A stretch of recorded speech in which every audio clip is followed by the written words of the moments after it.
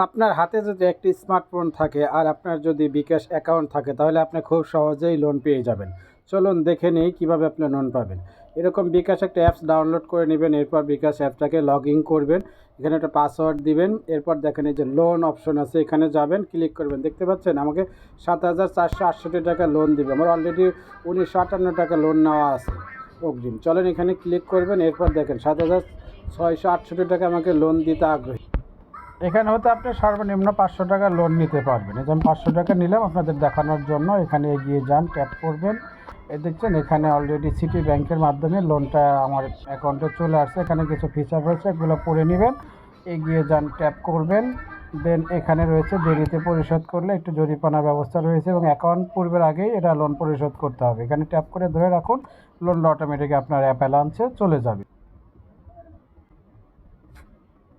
লোনের টাকাটা দেখেন আমার ব্যালেন্সে অ্যাড হয়ে গেছে। আর এই যে ৫১৫ টাকা ৪১ পয়সা, অর্থাৎ ১৫ টাকা ৪১ পয়সা লাভ নেবে। এভাবেই আপনি খুব দ্রুত সময়ে বিকাশ হতে লোন নিতে পারেন। ধন্যবাদ সবাইকে।